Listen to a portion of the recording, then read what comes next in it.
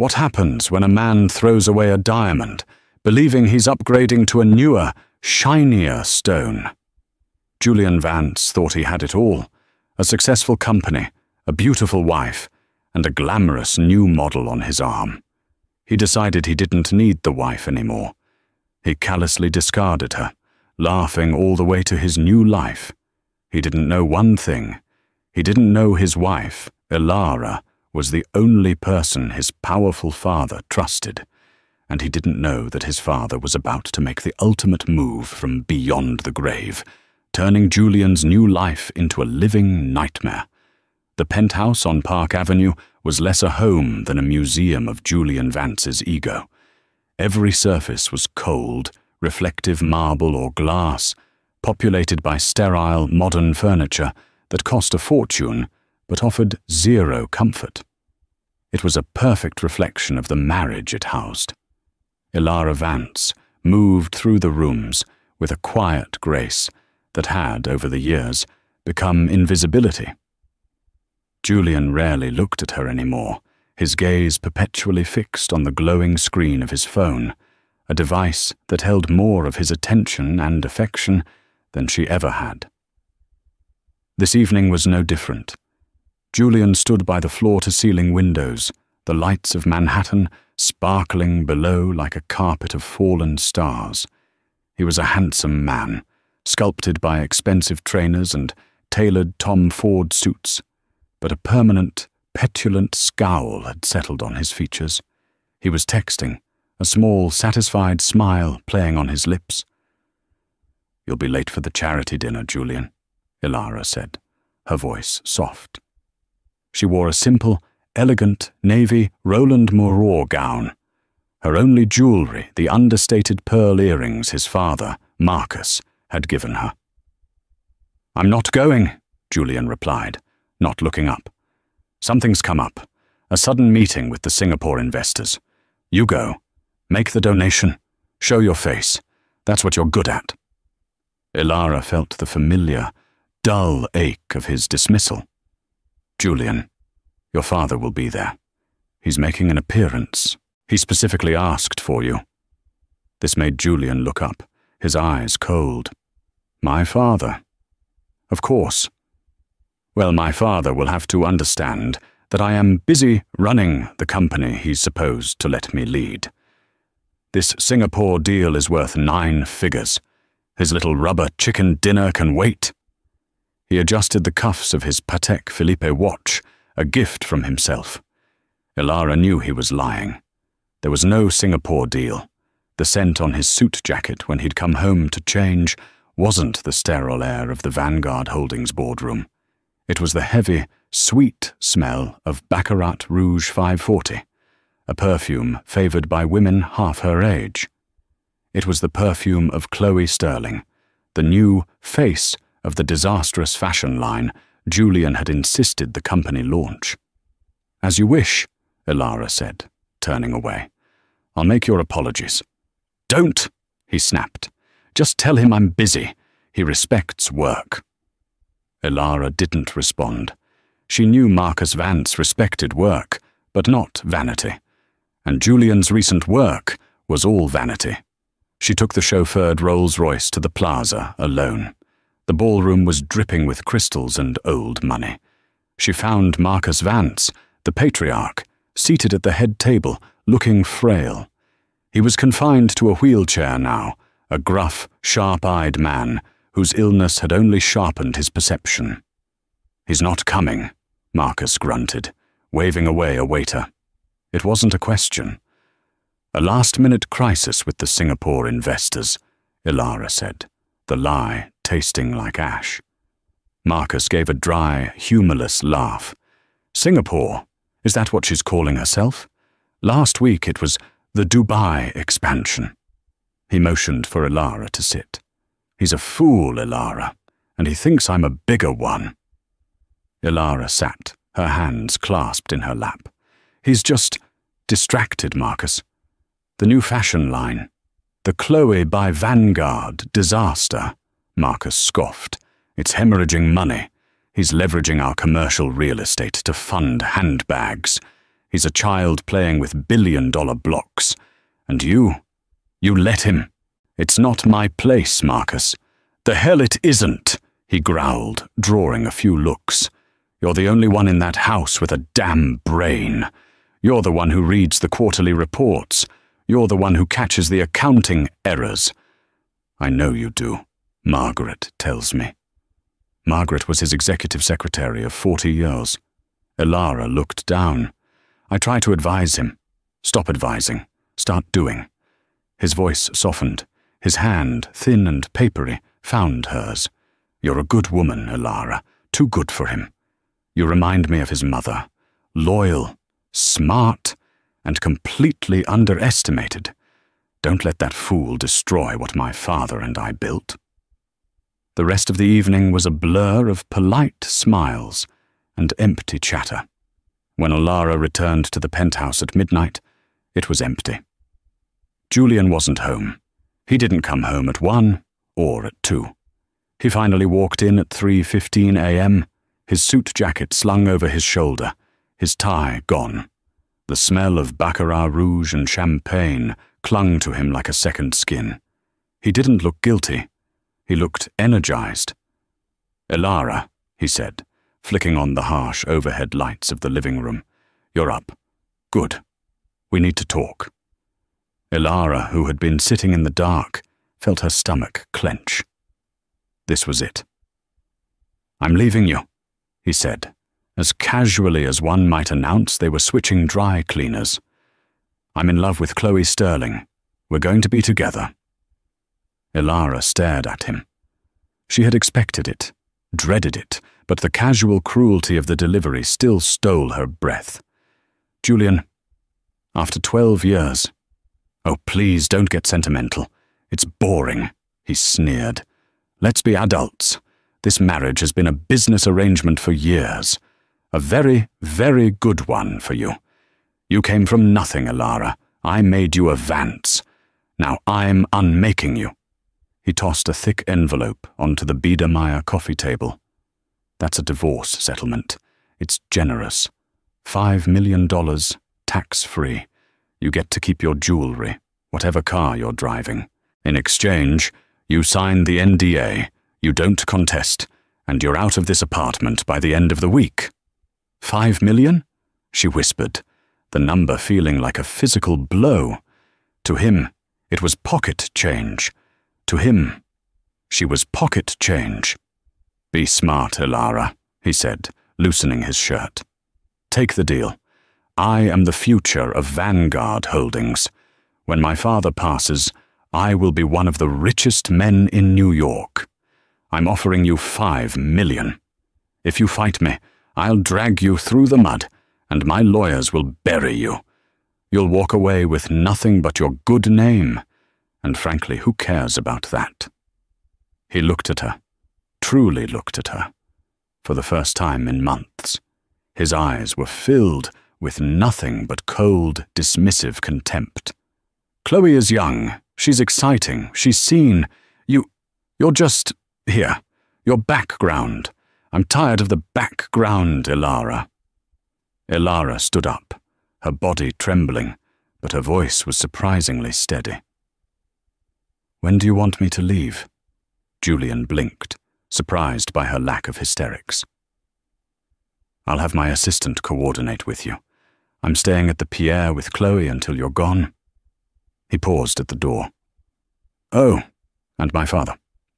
Don't bother him with this. He's sick. I'll tell him myself when the time is right.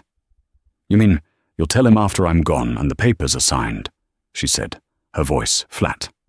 Like I said, Julian smiled, a thin reptilian smile. You're a smart girl. Don't ruin it. He left. The door clicked shut, the sound echoing in the vast, cold penthouse. Elara stood alone, surrounded by tens of millions of dollars in art and real estate, and felt the chilling, terrifying freedom of having absolutely nothing left to lose. The days that followed were a blur of calculated cruelty. Julian, it turned out, was thorough. The morning after he left, Ilara's Amex Centurion card was declined at the local Gristades supermarket. She was buying tea. The humiliation burned hotter than any anger. When she called the car service, she was politely informed that her account had been suspended. Julian's assistant, a sharp-tongued young woman who clearly worshipped Chloe, called to coordinate. The coordination consisted of being told that movers would arrive on Friday at 9 a.m. Ilara was to have her personal effects packed. Anything left would be considered donated to the apartment. While Ilara sorted through 12 years of her life, boxing up books and clothes, the New York gossip pages, led by the infamous Page 6, exploded. Julian and Chloe were suddenly the city's hottest couple. There were paparazzi photos of them dining at Carbone, Chloe draped in diamonds that Ilara recognized, the Graf necklace Julian had supposedly bought on investment. There were pictures of them boarding a NetJets flight, Chloe waving to the camera, her hand adorned with a massive new diamond ring. They weren't just dating, they were flaunting. Ilara worked mechanically, her grief a cold, hard knot in her stomach. She found a modest, furnished one-bedroom apartment to rent on the Upper West Side, a world away from the Park Avenue splendor. She sold a pair of her own diamond earrings, ones she had bought before Julian, to secure the lease and have operating cash. The only person she spoke to was Marcus. She called him the day after Julian left. "He's gone," she said simply, sitting on her bedroom floor surrounded by boxes. There was a long silence on the other end, then a deep, ragged sigh. "The fool," Marcus rasped. "The goddamned arrogant fool. Where are you, child?" "I'm in the apartment, packing. He's given me until Friday." "You will do no such thing," Marcus commanded. "You will come here, to the estate. Bring your things. You are not leaving this family." "He is." "Marcus, I can't. It's his family home." "It's my home, Ilara, and you are more family to me right now than he is. Get here, now.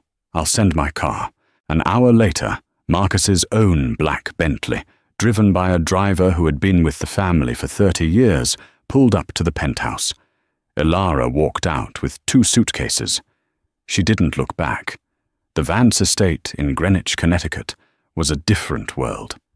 It was old-world elegance, warm woods, rich tapestries, and sprawling manicured gardens.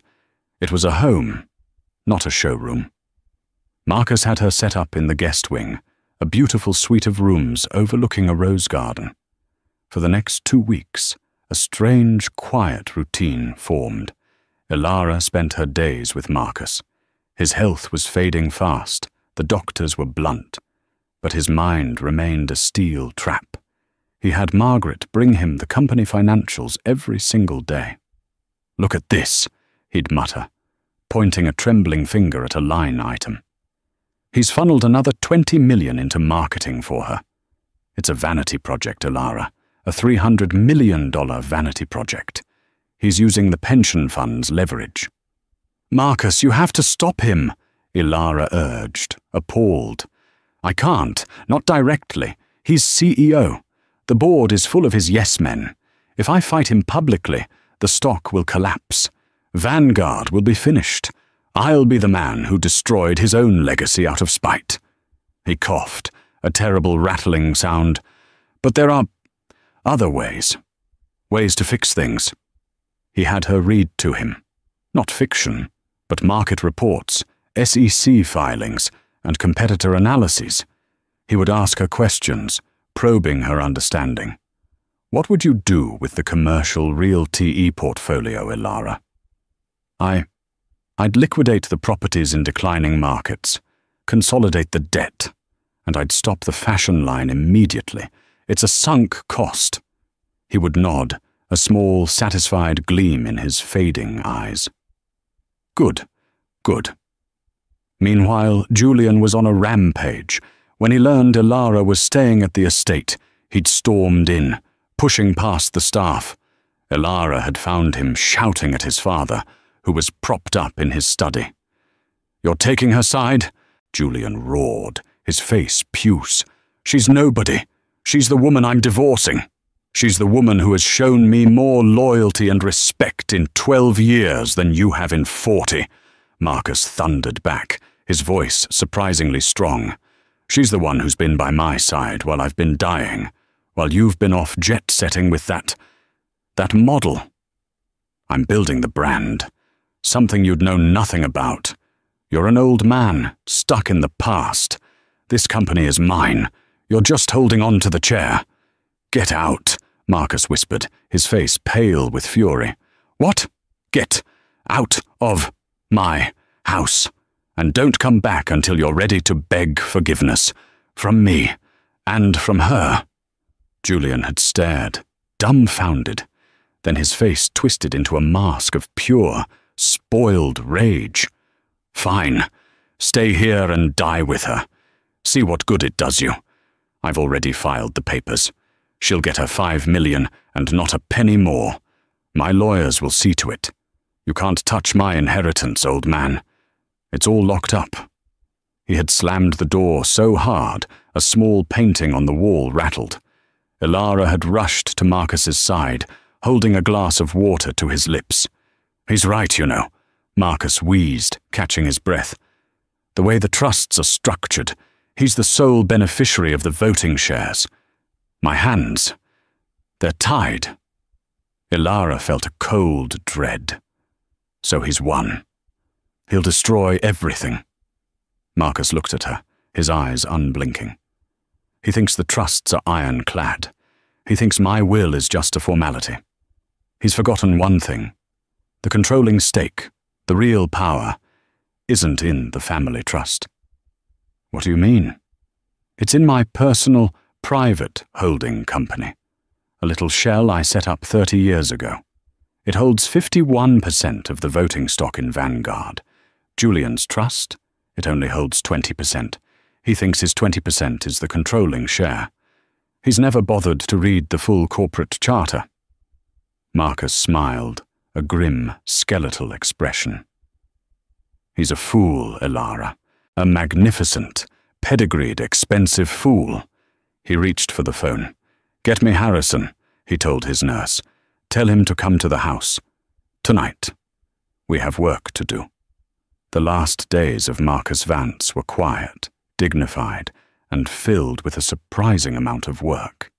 Mr. Harrison, a severe, silver-haired lawyer from the white shoe firm of Sullivan and Cromwell, became a fixture at the estate.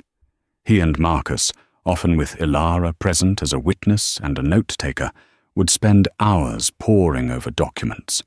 Julian was nowhere to be seen. He was, according to the Daily Mail, in Aspen with Chloe, inspecting properties. He was spending his inheritance before he even had it. He sent one text message to the estate's general line. "Let me know when it's over." Ilara felt her grief for the man she had known for 12 years curdle into something cold and hard. Marcus was clear-eyed. "He's not my son," he said one afternoon, as Ilara adjusted the pillows behind his back. "Not anymore. A son doesn't wait for his father to die like a vulture. A son doesn't discard a wife like yesterday's trash." "Don't say that, Marcus," Ilara whispered, her eyes filling with tears. "He's just lost." "He's lost," Marcus agreed, his voice a dry rasp. "And he will never be found. But my company, my legacy, it doesn't have to be. You're strong, Ilara. Stronger than you know. You've just been living in a cage and you forgot you had wings." He made her promise. "Promise me, Ilara. Don't let him ruin it. Protect it. For me. For the employees. For the future." "I promise, Marcus," she said, clasping his hand. "I'll do my best." "Your best," he murmured, a rare, soft smile touching his lips. "Your best is better than his finest day."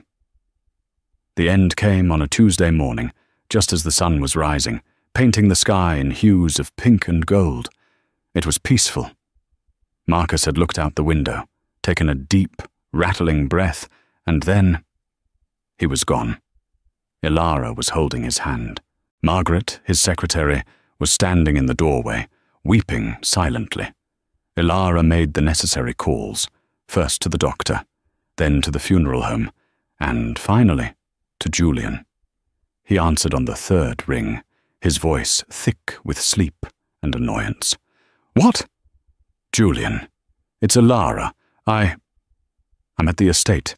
It's your father. He passed away about 20 minutes ago."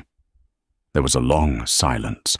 Ilara heard a woman's voice in the background, giggling. "Who is it, baby? Tell them to call back." "Right," Julian said, his voice suddenly all business. "Okay, right. Got it. I'll be on the next flight. Have Harrison schedule the will reading. Friday. And handle the funeral arrangements, will you? Make it appropriate, dignified." He hung up. He didn't say, "Thank you." He didn't ask how his father had died. He didn't ask if she was okay. He just gave orders. Handle it. The funeral was exactly what Julian had ordered, appropriate and dignified. It was also enormous. Half of Wall Street and all of New York high society descended on the small Greenwich church. Julian, in a flawlessly tailored Brioni suit, stood at the front, accepting condolences. Chloe was beside him, an enormous black veil covering her face, her hand possessively on his arm. She looked, Ilara thought with a sickening lurch, like she was playing the part of the grieving widow. Ilara sat in the second row, with Margaret and some of the long-time Vanguard executives who had actually respected Marcus. She was composed, her grief private and real. She saw Julian look at her once, his eyes sweeping over her simple black Dior dress with a flicker of, was it surprise or annoyance that she was even there? After the burial, people returned to the estate for a somber reception. Julian was in his element, holding court, accepting sympathies, already looking every bit the new patriarch. "A terrible loss," he'd say, shaking a senator's hand. "But my father prepared me. The company is in strong hands. Vanguard will continue his legacy." Chloe, her veil now lifted, was already talking to an interior designer about lightening up the dreadfully dark decor of the estate. Ilara watched them from the doorway of the library, the room where she had spent Marcus's last weeks. "He's disgusting," Margaret hissed, appearing at Ilara's side with a cup of tea. "He's already measuring the drapes. And she—" Margaret's eyes were venomous. "She's wearing the emeralds, Mrs. Vance's emeralds, the ones Marcus was saving for, well." Ilara looked. Sure enough, around Chloe's neck was a legendary necklace of staggering Colombian emeralds that had belonged to Julian's mother. "It doesn't matter, Margaret," Ilara said, her voice weary. "It's all his now." "Don't be so sure," Margaret said, with a strange, small smile. "Mr. Vance was a very, very smart man. Friday. The reading is at 10 a.m. Mr. Harrison's office. You will be there, won't you?" "Mr. Harrison's office sent me a formal summons," Ilara said, confused. "I assumed it was a formality for the divorce settlement." "Just be there, dear," Margaret said, patting her arm, "and wear something authoritative." Friday morning was cold and bright. The offices of Sullivan and Cromwell in downtown Manhattan were the epitome of quiet, terrifying power. The walls were paneled in dark mahogany, the air smelled of old leather and money, and the silence was broken only by the distant, respectful click of heels on marble floors. Ilara arrived at 9:50 a.m. She wore a charcoal grey acris suit, her hair pulled back in a severe, professional bun. She looked less like a grieving widow-to-be and more like a woman about to conduct a hostile takeover. Margaret's advice had resonated. She was shown into a large, intimidating conference room. Mr. Harrison sat at the head of a 20-foot-long table. Julian and Chloe were already there. They were a stark contrast to the room's sobriety. Julian was in a bespoke pinstripe suit, looking impatient and checking his phone. Chloe was in a tight, snow-white dress that was wildly inappropriate, texting furiously. She looked bored. When Ilara walked in, Julian actually scowled. "What is she doing here? Harrison, I told you to mail her the settlement check. This is a private family matter." "Mrs. Vance is here at my specific request, Julian," Harrison said, his voice like gravel. "As she is a named party in your father's last will and testament. Please, sit, Ilara." Ilara took a seat at the far end of the table, placing her briefcase beside her. Chloe snickered, whispering to Julian, "A briefcase? How adorable. She thinks this is a job interview."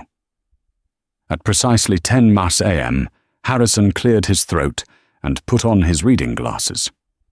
"We are gathered for the reading of the last will and testament of Marcus Nathaniel Vance. I will dispense with the preamble. Marcus was a direct man." He began to read. There were bequests for long-time staff. Margaret received a generous pension and a small cottage on the estate. The driver received a lump sum. Various charities received significant donations. Julian tapped his fingers, visibly annoyed by the delays. "Get to the important part, Harrison." "Very well," Harrison said, his eyes flicking to Julian over his glasses. "We come to the matter of the primary estate. I will read Article 4, Section A, in its entirety." He cleared his throat. "To my only son, Julian Robert Vance." Julian sat up, a predatory smile on his face. Chloe put her phone down, her eyes gleaming. "I leave my entire collection of Patek Philippe timepieces, which he has always admired." Julian's smile faltered. He loved the watches. "But," Harrison continued, "I also leave him the sum of $1, paid from my personal account, in the hopes that he will one day, through its possession, come to understand the value of both time and money, two things he has so gleefully wasted." The silence in the room was absolute. Chloe's mouth fell open. Julian's face went from confused to white to a deep, blotchy red. What is this? This is a joke, a senile old man's joke. Read the rest of it. The part about the company, the trusts." "I am not finished, Julian," Harrison said, his voice cold. He turned the page. "Article 5.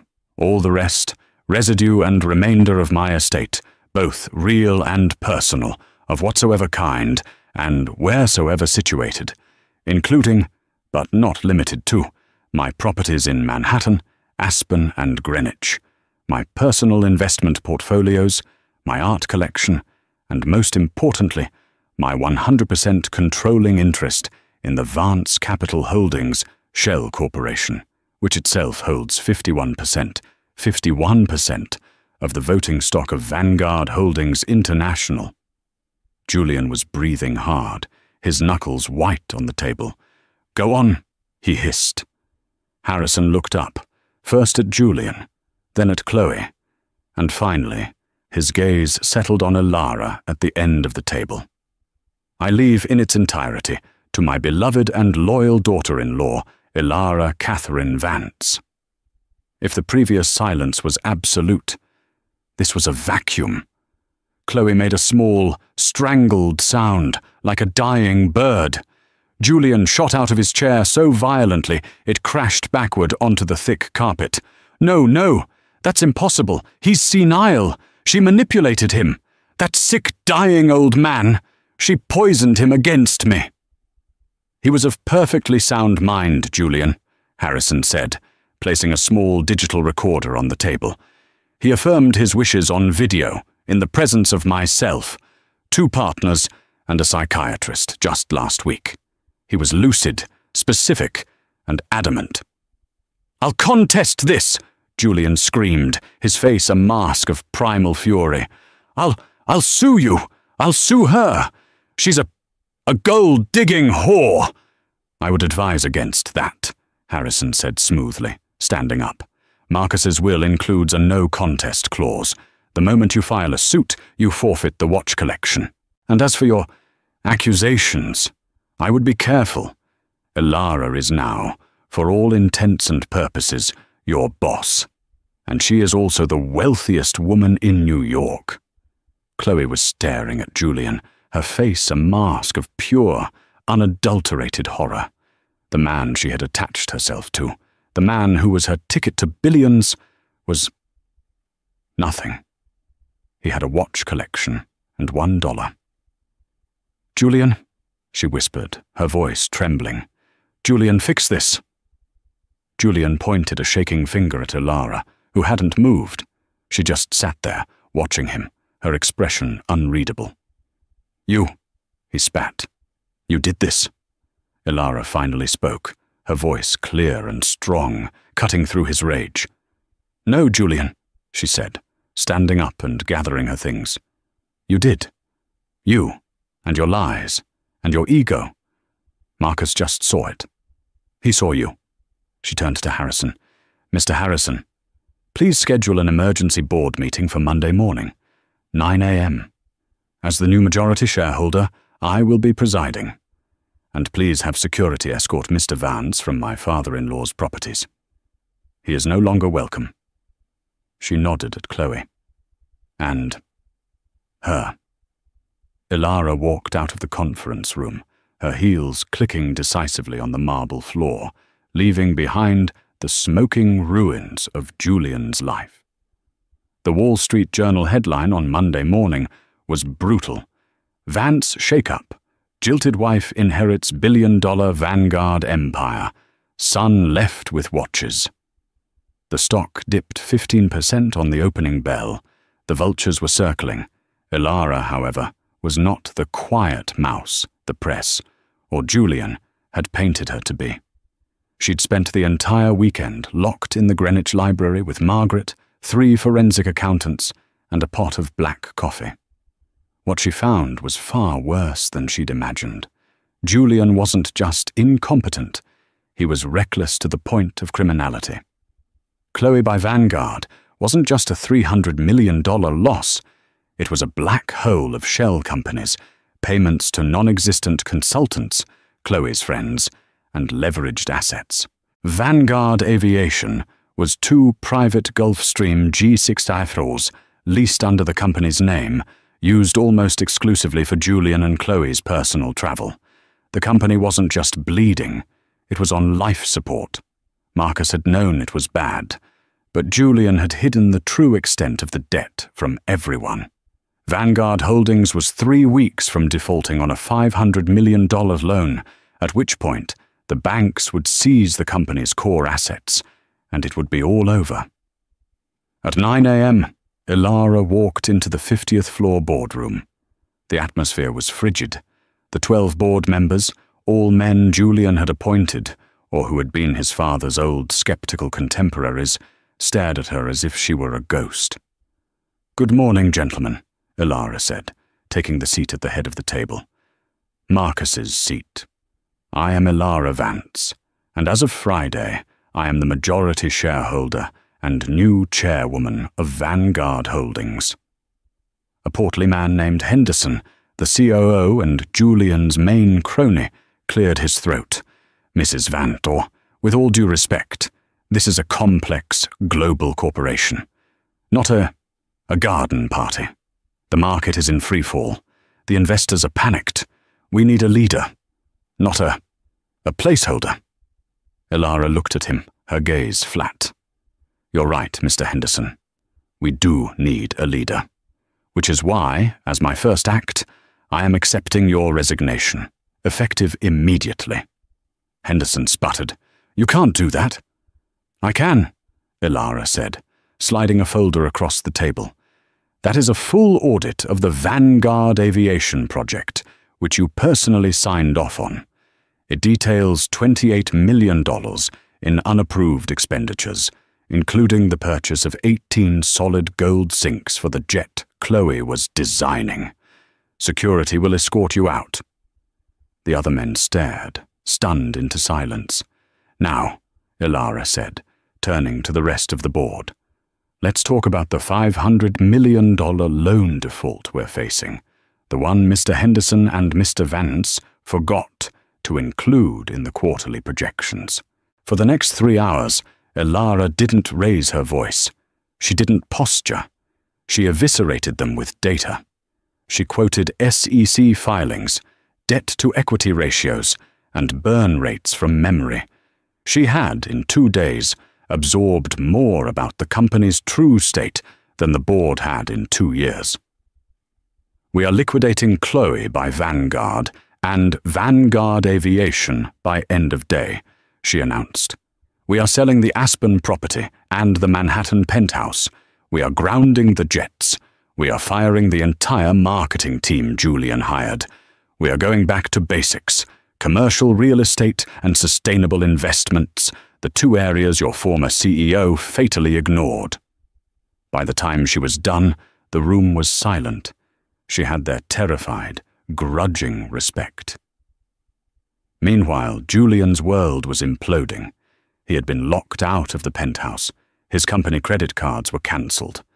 When he tried to storm the Vanguard building, the security guards, the same men who had bowed to him a week earlier, had politely but firmly barred his entry. He and Chloe were holed up in her Soho apartment, a tiny, trendy box compared to what they were used to. The calls from creditors had already started. "Julian, you have to do something," Chloe shrieked, throwing an $8,000 Hermes throw pillow at his head. "She's seizing my clothing line. Those are my designs." "They're not your designs, Chloe. You hired someone from Parsons to do them," Julian yelled, pouring a heavy glass of Macallan 25, one of the last bottles he'd grabbed from the penthouse. "Don't you get it? She has everything. The money, the company. It's all hers." "But the divorce. You said you were divorcing her. She gets half of your stuff, right?" Julian let out a hollow, terrifying laugh. "Half. Half of what, Chloe? I don't have anything. I left her. The divorce isn't finalized. She's the one with the assets. I'm the one who's entitled to half of her fortune. But she filed on me first. Adultery. With you." The color drained from Chloe's face as the reality hit her. She wasn't the wife. She wasn't even the ex-wife.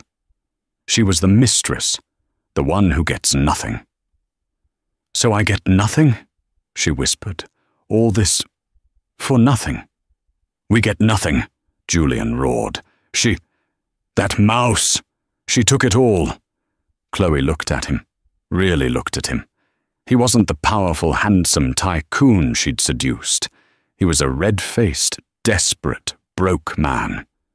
He was a loser. "I need some air," she said, grabbing her Chanel bag. "Where are you going?"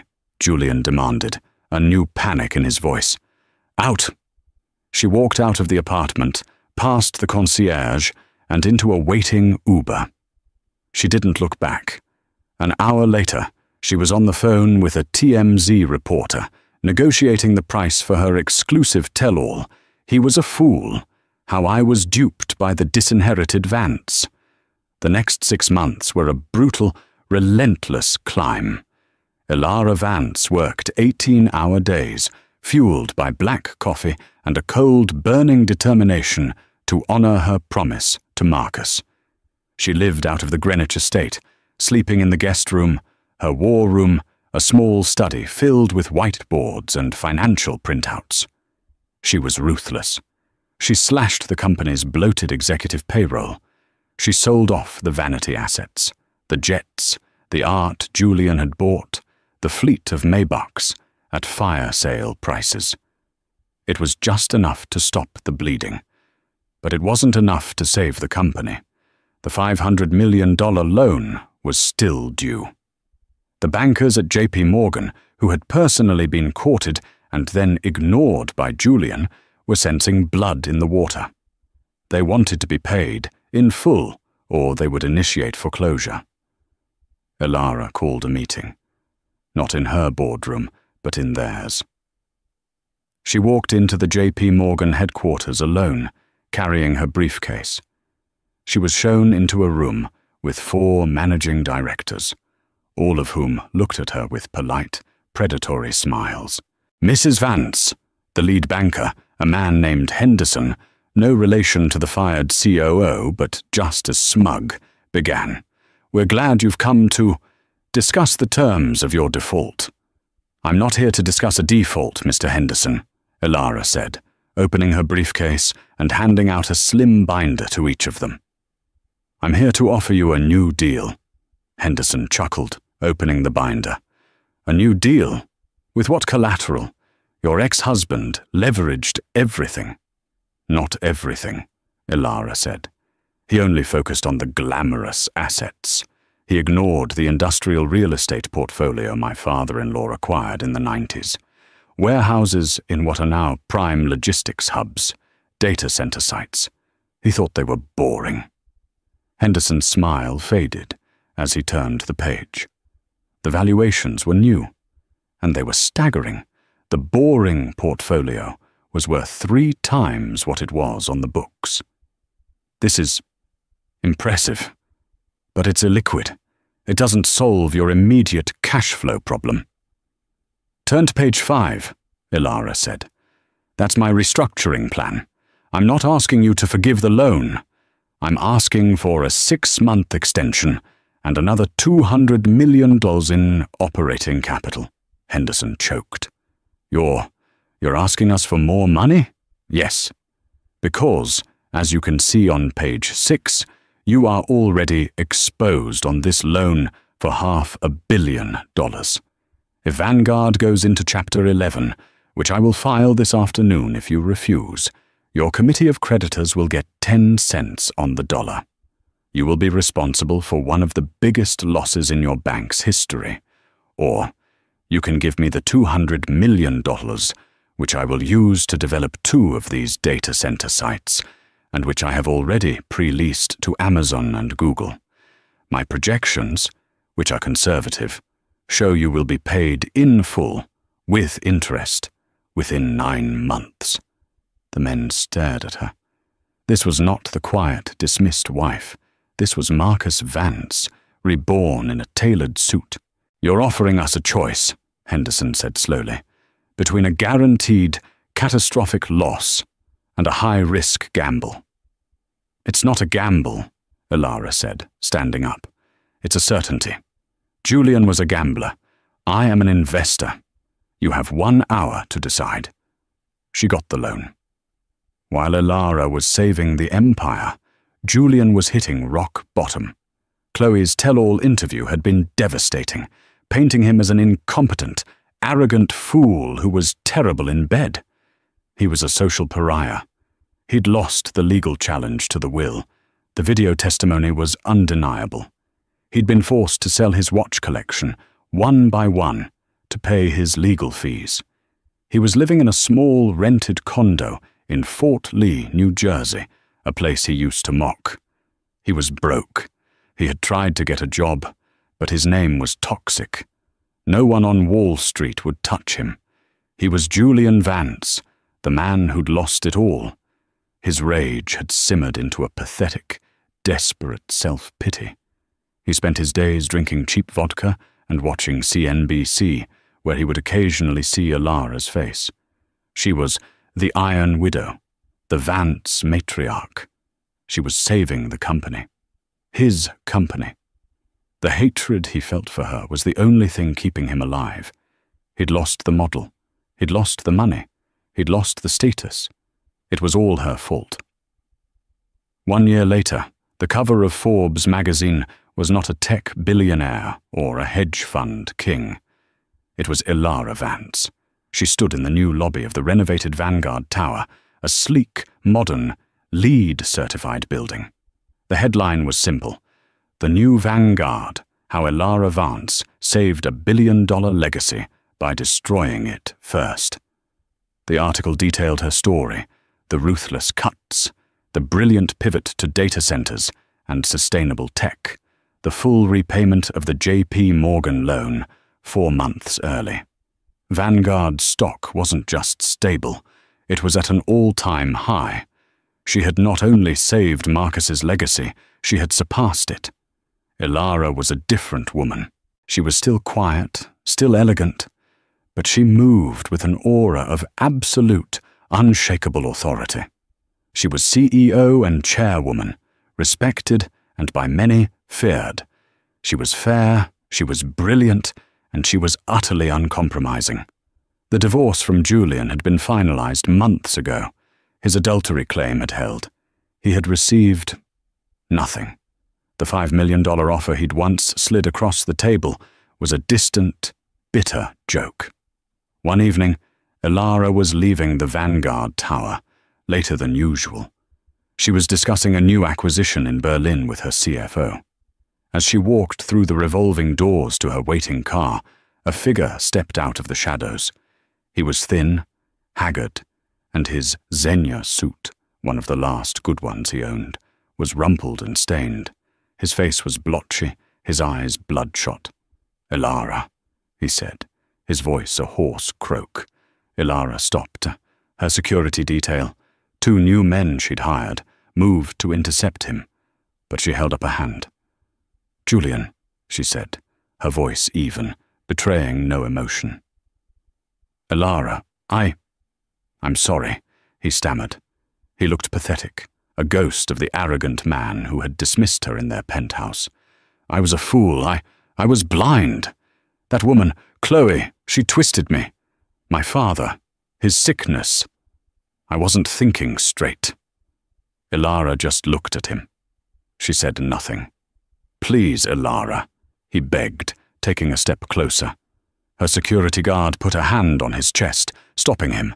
I'm ruined. I have nothing. I can't even get a job. All I'm asking for is a second chance, a job, something, anything. I'm still a Vance. I can help you. I know the business." "No, Julian," Ilara said, her voice quiet but devastatingly final. "You don't. You never knew the business. You only knew the trappings of it. The cars, the women, the lunches at Daniel. You never knew the work. The real work." "But I'm your husband. I mean, we had 12 years. 12 years, Ilara repeated, nodding slowly. "And in all that time, you never saw me. You never respected me. You never even knew me. You thought I was background, remember? You said you were tired of the background." She adjusted the cuff of her Loro Piana coat. "The thing you don't understand, Julian, is that I'm not angry at you. Not anymore. I'm not anything. You just don't matter." She stepped past him. "Wait," he cried, his voice breaking. "Please, don't do this. I'm begging you. What am I supposed to do?" Ilara paused at the door of her Rolls-Royce Cullinan. She looked back at him, a man drowning in the rainy, unforgiving reflection of the 6th Avenue pavement.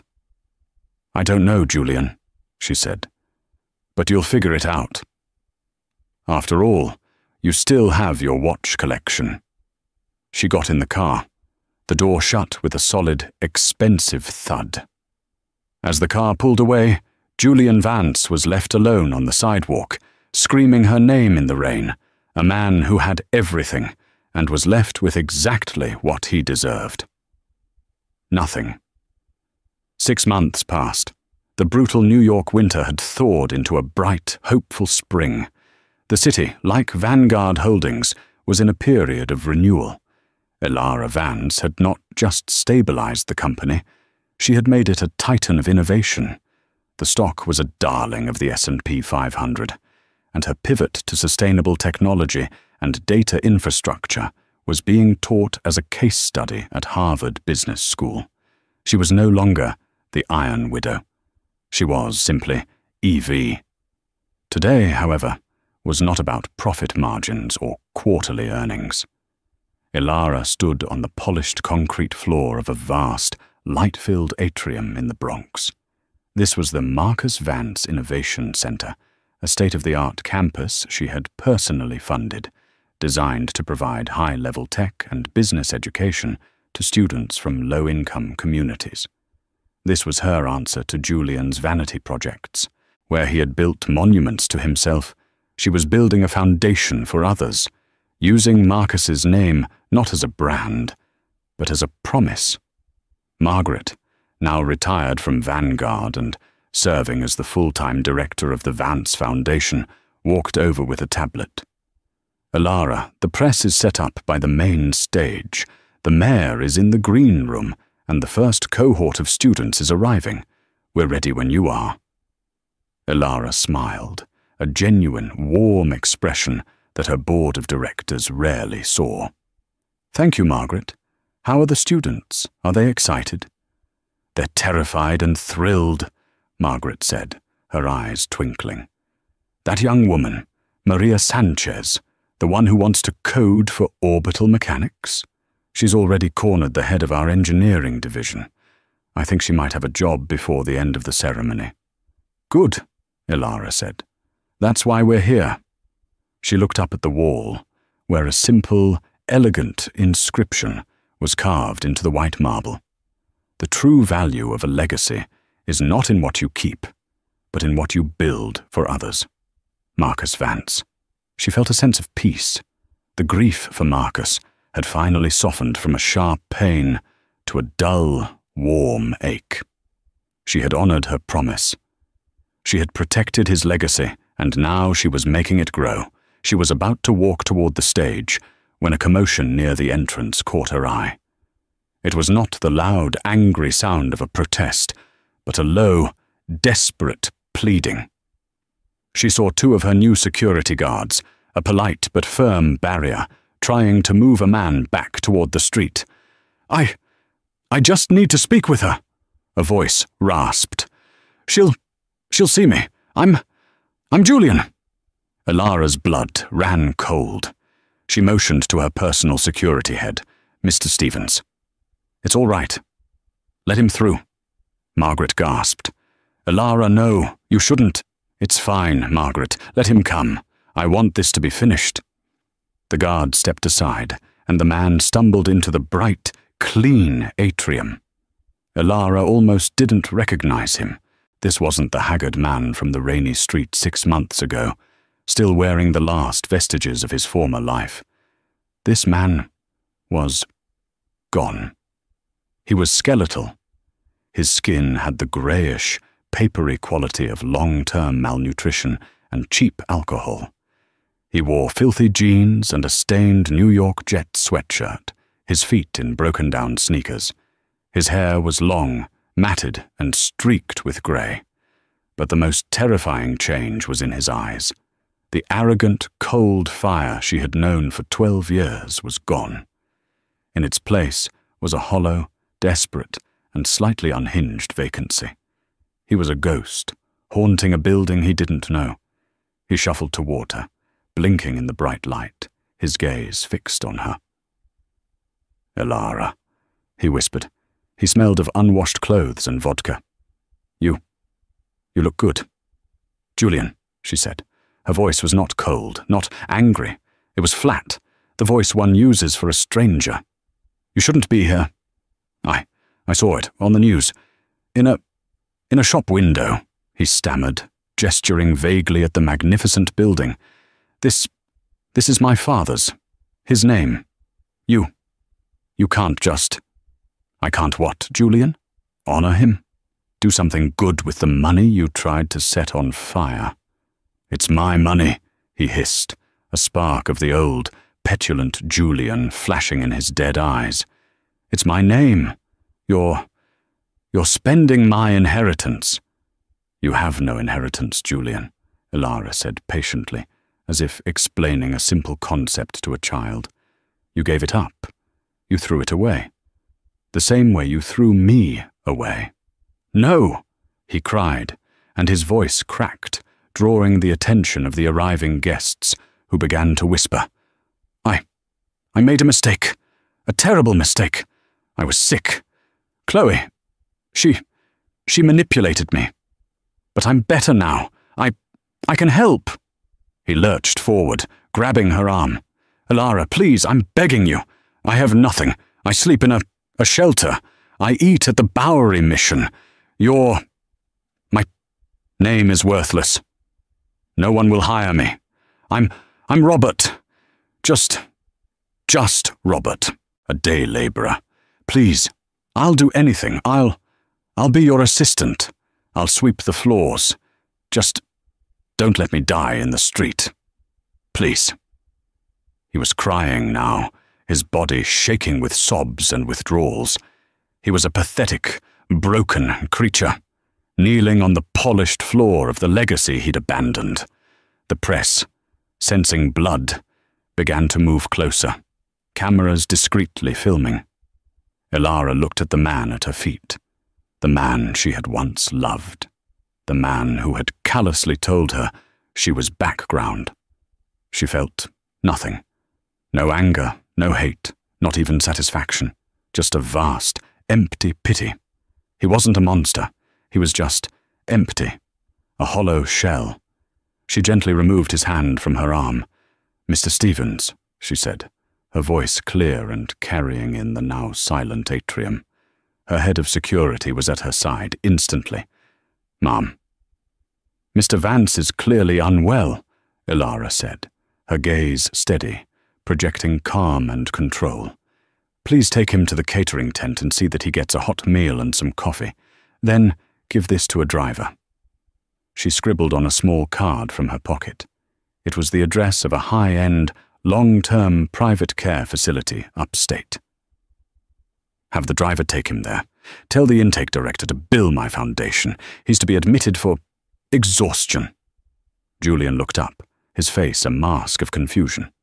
A hospital? You're helping me?" A desperate, ugly hope lit his face. You do still love me." Elara looked down at him, her expression finally, unchangeably, final. "No, Julian, I don't. But my father-in-law was a good man.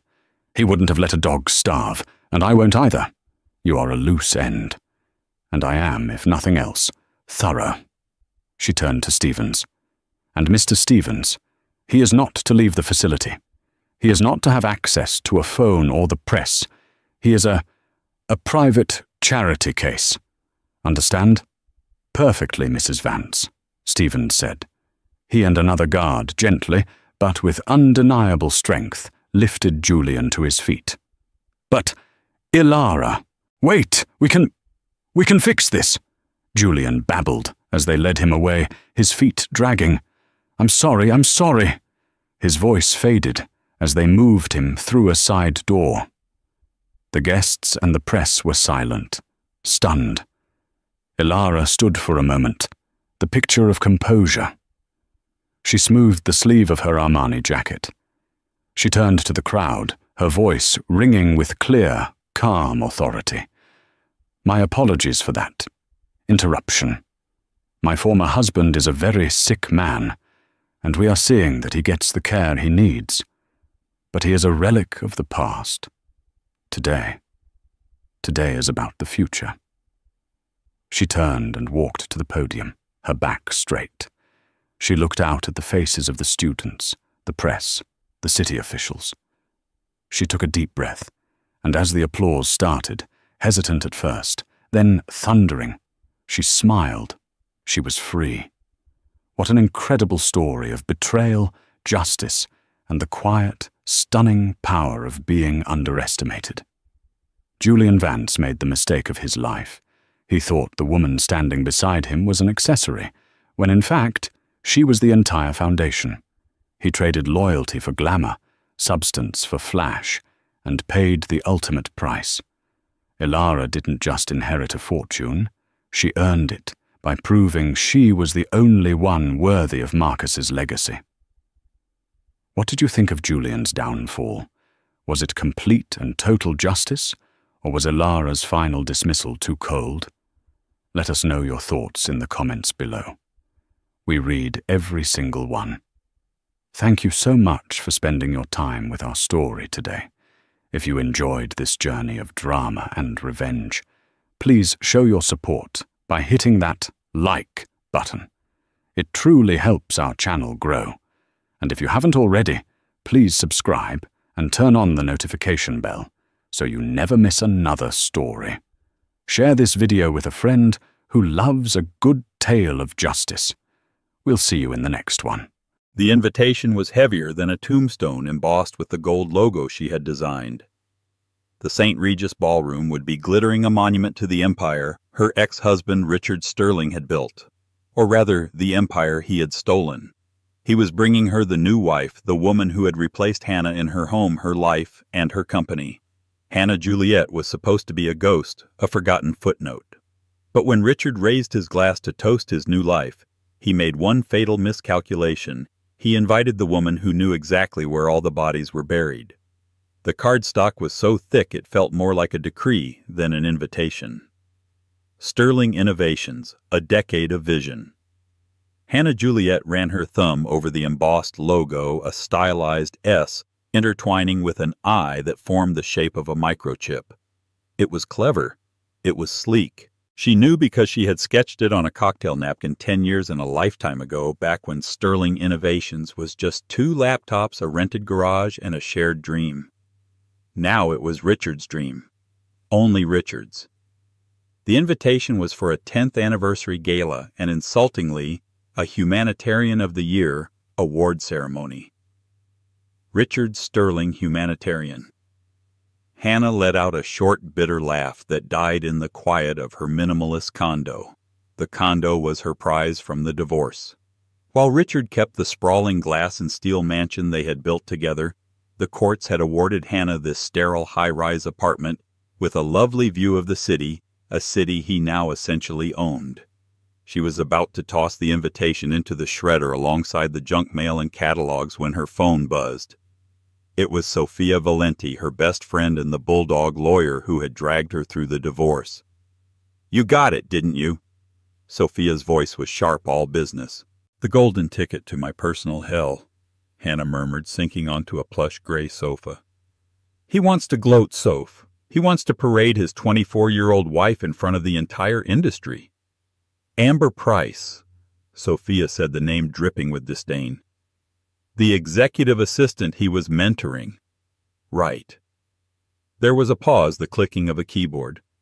"You know, Hannah, he probably does want to gloat.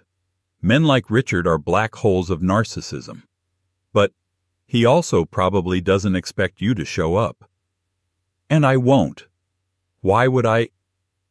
"Because you're not the same woman he discarded Hannah. Because you're not a victim.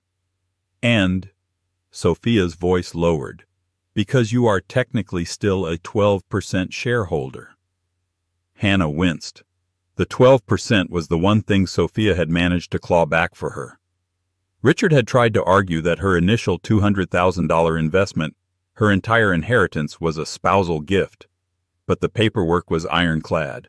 He had been forced to dilute her role, strip her of her co-founder title, and muzzle her with a ferocious non-disclosure agreement, but he couldn't take her original shares. They were a festering splinter under his skin, and a constant bitter reminder for her. "What's the point, Sophia? I show up," he smirks. "Amber shows off a diamond the size of an ice cube, and I go home feeling small." "No, you show up looking like the queen you are. You remind those people, the board members, the investors, the engineers who worked with you, that you were the brains. He was just the megaphone. You don't have to say a word. Your presence is the word." Hannah looked around her silent apartment. It was beautiful. It was safe. And it was a cage. For 2 years she had been rebuilding. She'd started a small, successful tech consultancy specializing in ethical AI integration. She was respected in her small circle, but she wasn't known. Richard had systematically erased her from the company's history. The official story was that he was the sole founder, the visionary. She was just the first Mrs. Sterling. "He'll be with her," Hannah whispered, the old wound aching. Amber. All blonde hair, sharp angles, and ruthless ambition.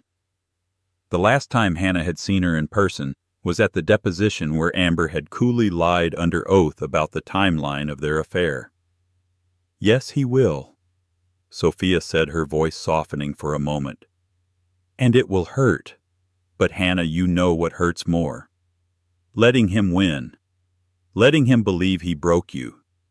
Don't go for him. Don't go for Amber. Go for you. Go for the woman who spent sleepless nights coding the prototype for the Aura system while he was out networking. Go for the woman who deserved to be on the cover of Forbes right next to him." Hannah closed her eyes. She remembered the garage, the smell of cold pizza, stale coffee, and the electric hum of the servers. She remembered the moment the first Aura unit booted up, its light pulsing a soft blue. It was her light, her idea. "Okay," Hannah said, her voice small but firm. "Okay, Soph, I'll go, but you're helping me pick out the dress." "Oh, honey." Sophia laughed, the sound pure steel. "We're not picking a dress. We're choosing armor." The next 2 weeks were a blur of calculated preparation. This wasn't just about finding a dress. It was about rematerializing. Hannah was a ghost, and she needed to become flesh and blood again. First, the armor. Sophia dragged her to a private atelier, waving off the trendy, flashy gowns that Amber would inevitably favor. "No sequins, no feathers, no look-at-me desperation," Sophia decreed. "You're not competing, you're judging." They settled on a gown of deep emerald green silk. It was deceptively simple, long-sleeved, high-necked, but cut on the bias, so that it clung to her form like liquid shadow. It was the color of money and envy. Paired with her grandmother's diamond and emerald earrings, the only real jewelry she had left from her side of the family, the effect was less wronged ex-wife and more regal, untouchable. But the physical armor was the easy part. The real work was internal. Hannah dug out her old files from the divorce, the ones Sophia had saved on a triple encrypted drive. She reread the NDA. It was brutal. She couldn't discuss the divorce settlement. She couldn't discuss Richard's personal conduct. She couldn't claim any intellectual property not explicitly patented in her name before the company's incorporation. But it didn't say she couldn't attend a shareholder event. It didn't say she couldn't exist. A week before the gala, she did something impulsive. She sent a text. Just 3 words, "Coffee for old times." The reply came almost instantly, where David Chen had been Sterling Innovations' first hire. He was a brilliant, nervous accountant who Hannah had personally recruited. He'd been like a little brother to her. Now he was the chief financial officer.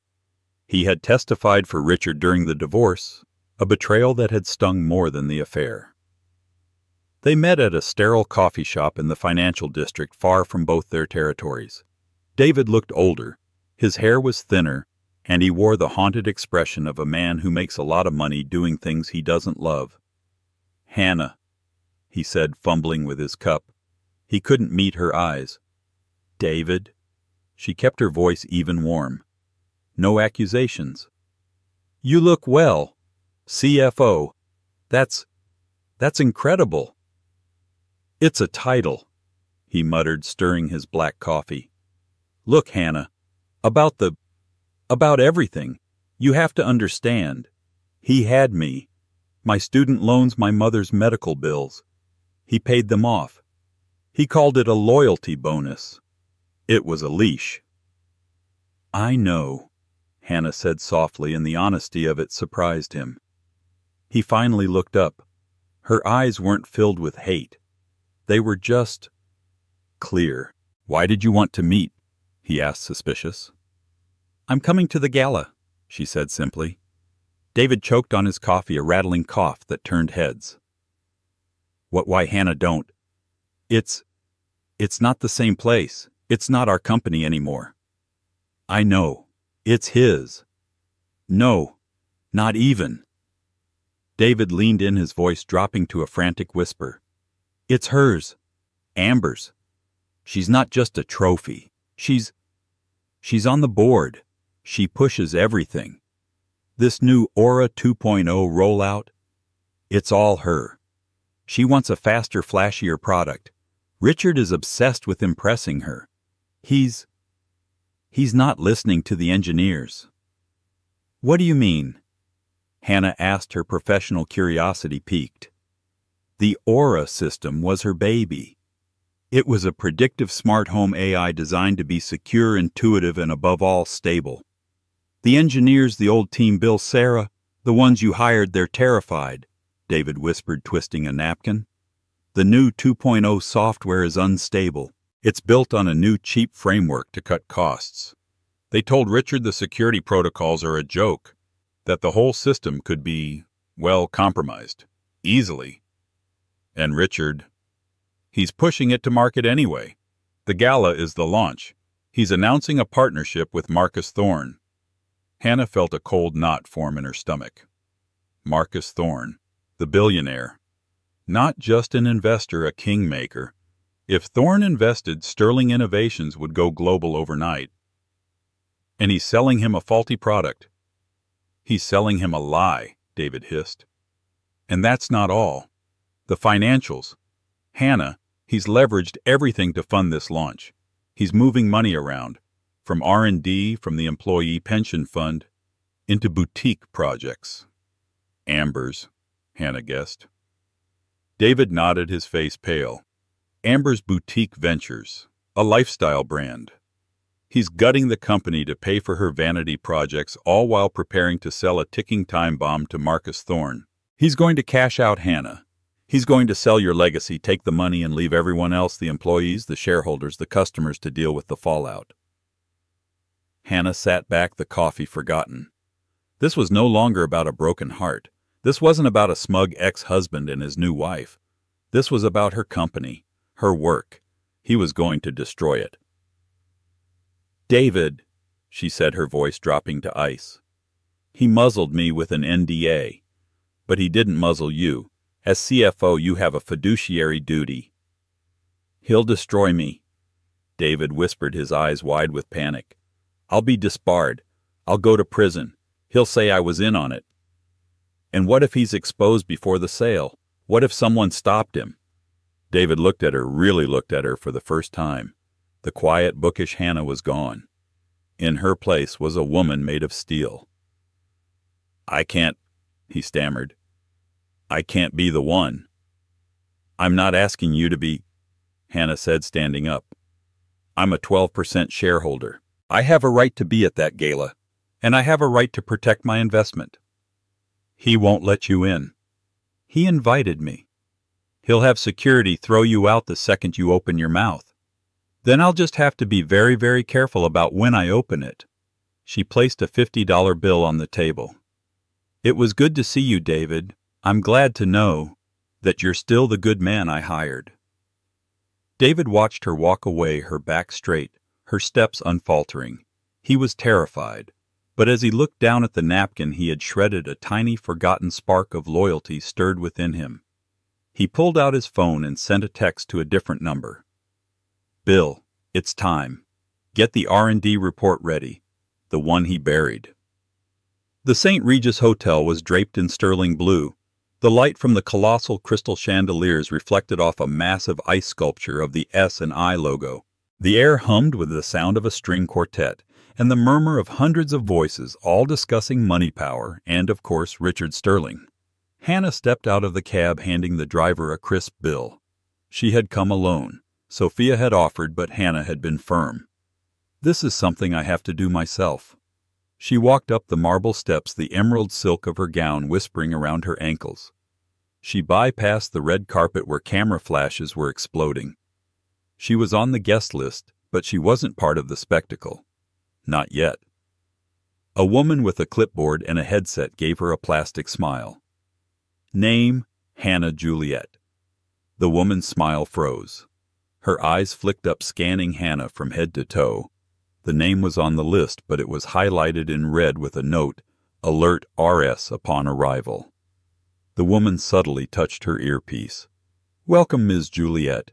Please enjoy the evening." Hannah inclined her head and walked in. The ballroom was magnificent, and it was full of ghosts, people she had hired, people she had mentored, people whose kids' birthday parties she had attended. They saw her. The whispers started instantly. My God, is that Hannah Juliet? I thought she'd moved to Switzerland. She looks incredible. What is she doing here? This is going to be a disaster. She ignored them, her eyes scanning for her target. And then she saw them. They were holding court by the Champagne Tower, the epicenter of the room's gravity. Richard Sterling looked every inch the tech visionary. His tux was custom, his smile was 1,000,000 watts, and his hand was firmly planted on the lower back of his new wife. Amber Sterling was a spectacle. Her dress was a blinding column of silver sequins plunging to her navel and slit to her hip. A diamond necklace, the one Hannah had seen in Vogue, was draped around her throat. She looked less like a corporate spouse and more like a trophy. She was laughing a high, brittle sound as she leaned into Richard. And then, as if sensing a drop in temperature, Richard looked up. His eyes met Hannah's from across the room. His smile didn't falter, but it hardened. It became a mask. He whispered something to Amber, who visibly tensed and clutched his arm. With the practiced ease of a politician, Richard began to steer his new wife directly toward his old one. The divide-and-conquer approach. He was going to cut her off at the pass, humiliate her quickly and quietly, and force her to retreat. The murmur of the crowd died down. The string quartet seemed to falter. This was the moment. "Hannah!" Richard said, his voice booming with false warmth. "Darling, I'm so glad you could make it. I wasn't sure you'd—" "Well, I'm just so glad." Amber didn't bother with pretense. Her eyes, expertly lined, raked over Hannah with open contempt. "Richard Amber," Hannah said, her voice perfectly calm, perfectly polite. "It's quite the celebration. 10 years. It seems like yesterday we were in the garage on Oakwood." Richard's smile twitched. The mention of the garage of the we was a direct hit. Amber stepped forward, placing herself protectively in front of him. "Oh, Hannah, it's so brave of you to come." Amber trilled her voice just loud enough for the surrounding tables to hear. "And I just love your dress. Is that vintage? It feels familiar? Like something from before." The barb was sharp, meant to paint Hannah as a relic, a thing from the past. Hannah smiled a small, genuine smile that didn't quite reach her eyes. "Thank you, Amber. It is an older design." She tilted her head, her emerald earrings catching the light. "It's funny quality. It just lasts. Unlike other things." Amber's face flushed a blotchy red. She had been dismissed, and by the one person in the room she needed to feel superior to. She opened her mouth to retort, but Hannah had already turned back to Richard. "A humanitarian award, Richard. I'm impressed. What's the foundation? The Sterling Fund for—" "The Sterling Family Foundation, yes," Richard said, regaining his composure. He puffed out his chest. "We're focusing on providing tech access to underserved communities." "How wonderful," Hannah said, her voice silk. "It's so important to give back, especially when you've taken so much." Richard's eyes went cold. The mask was slipping. "I don't know what you mean, Hannah, but this is hardly the time or place. We're celebrating our success. We'd appreciate it if you didn't make a scene." "A scene?" Hannah feigned surprise. "Richard, I'm a 12% shareholder. I'm simply here to protect my investment.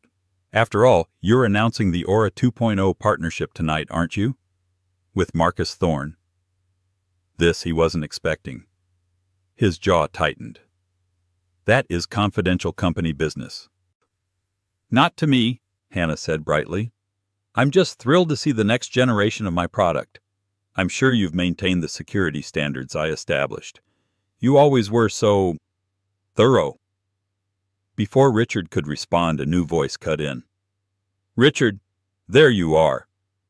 It was Marcus Thorne himself, a tall, silver-haired man with the predatory stillness of a shark. His eyes swept over the trio, missing nothing. "Marcus!" Richard exclaimed, his relief palpable. He forcibly draped an arm around Hannah's shoulders. "You must know, this is Hannah Juliet, my old partner. She was with me at the very, very beginning. Hannah, this is Marcus Thorne." He was trying to frame her as a quaint historical artifact. Hannah gracefully slipped out from under his arm and extended her hand to the billionaire. "Mr. Thorne, it's a pleasure.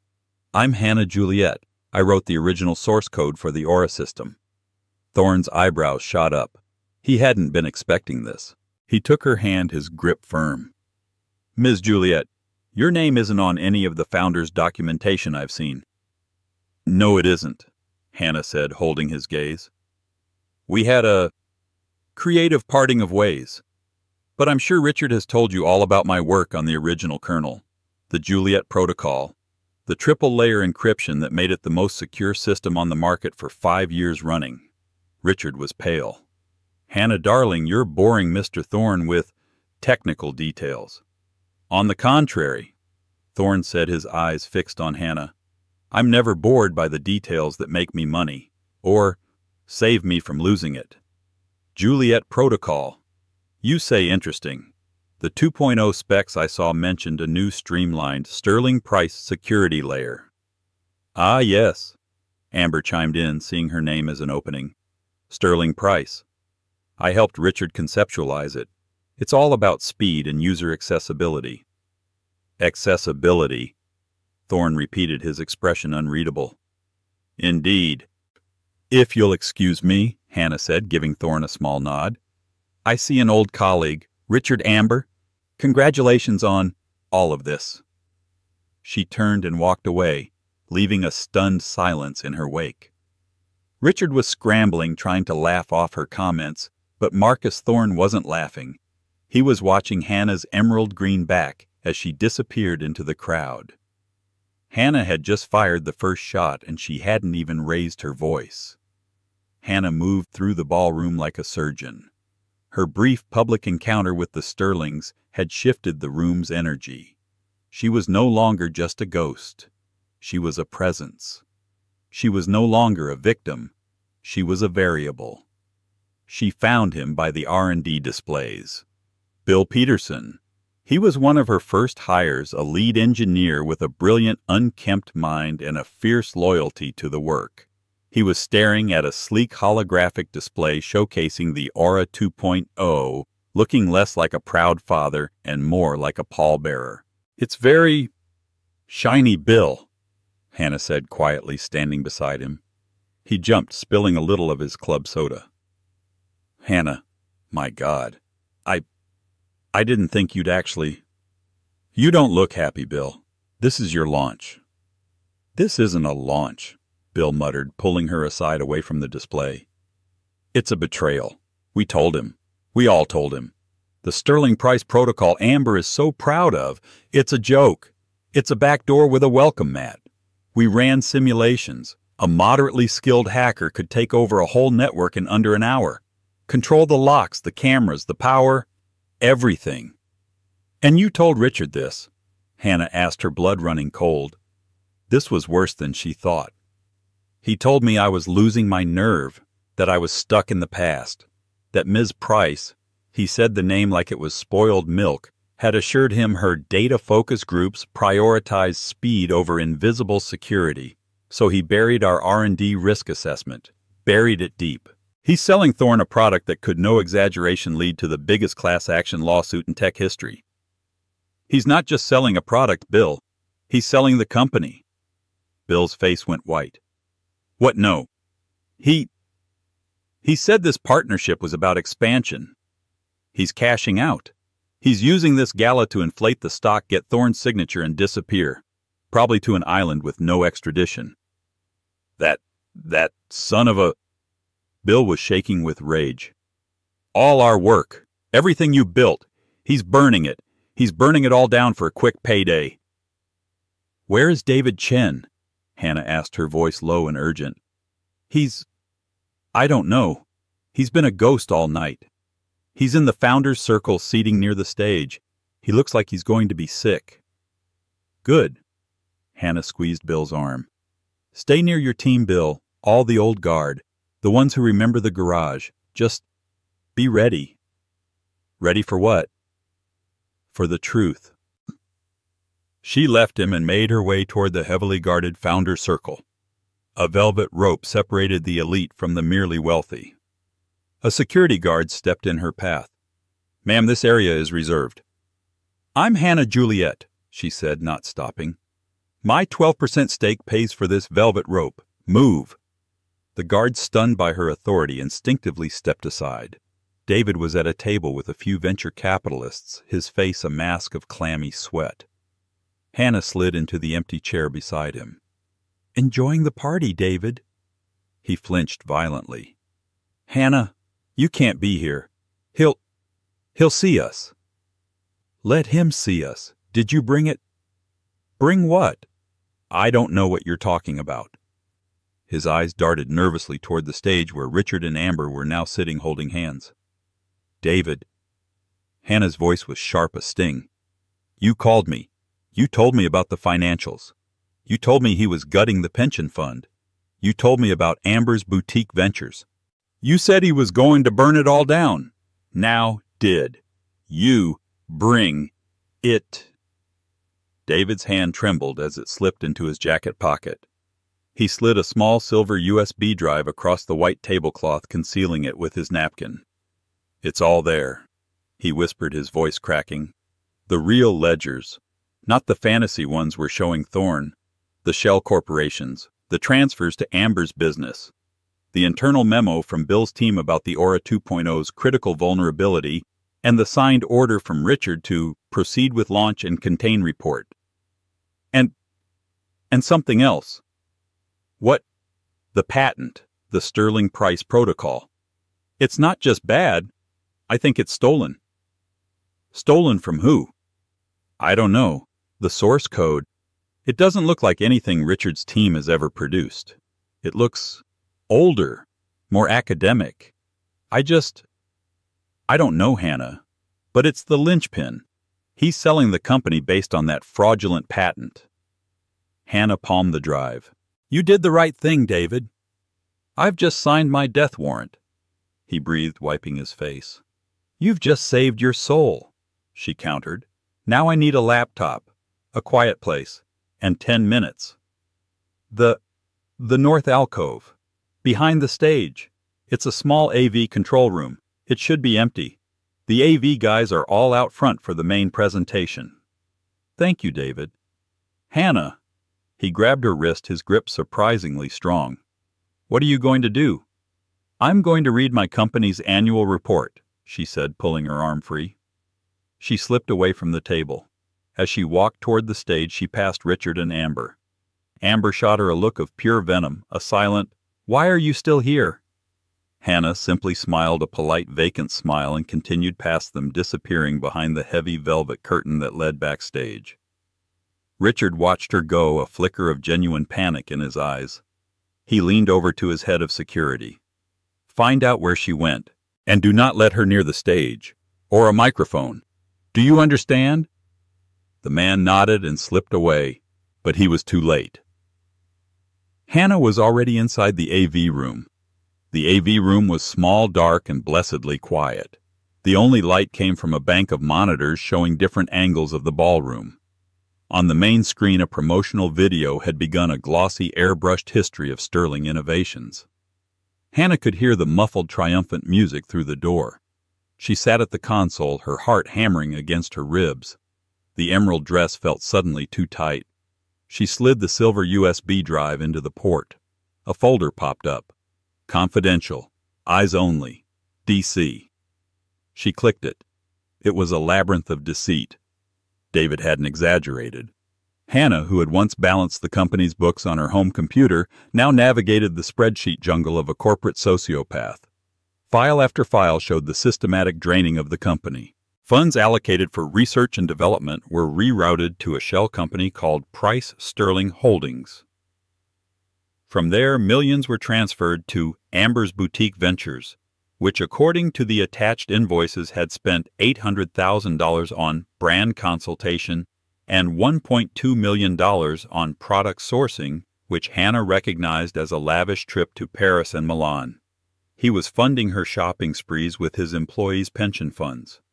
She opened the next folder, Aura 2.0. Internal. There it was. Bill's report. Critical Vulnerability Advisory. It was 40 pages long, detailing in excruciating technical language exactly how the new Sterling Price protocol was, as Bill had said, a back door with a welcome mat. It would allow anyone with basic skills to access a user's entire home network. It was a digital time bomb. Beneath it was a one-page PDF, a direct order from Richard. The risk is theoretical and acceptable. The launch window is non-negotiable. Contain this report. All copies to be destroyed. It was digitally signed Richard D. Sterling, CEO. This was it. This was the proof. This would stop the sale to Marcus Thorne. This would expose Richard as a reckless, negligent fraud. But David had said there was something else. The patent. She found the last folder. Patent. SP Proto. She opened the source code file, and she stopped breathing. Her blood turned to ice. Her hands went numb. She stared at the screen, at the lines of code, at the syntax, at the annotations. It wasn't academic. It wasn't stolen from a rival. It was hers. It was the unfinished code from her doctoral thesis, the one she had been working on when she met Richard, the one he had dismissed as esoteric nonsense with no commercial application. It was her work on dynamic predictive AI, a new way of teaching machines to anticipate security threats. He hadn't just stolen it.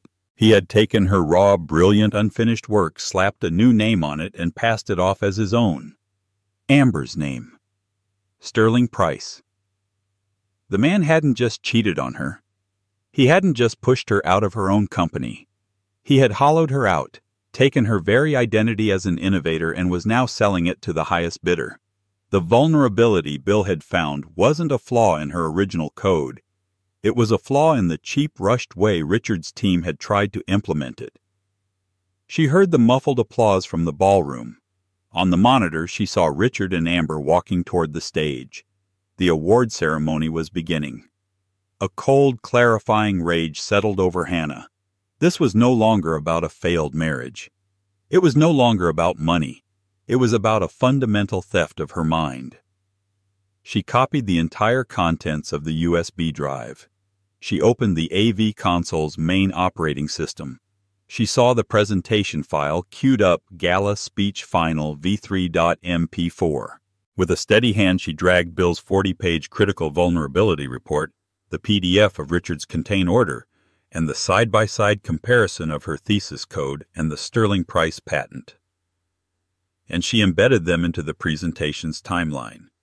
She set them to display on every screen in the room, including the massive 50-foot jumbotron behind the stage on a trigger. She then stood up, smoothed her emerald dress, and walked out of the AV room. She found the head of security waiting for her. "Ma'am, you're not allowed back here?" "Oh, thank goodness," Hannah said, her voice trembling with manufactured distress. I got lost.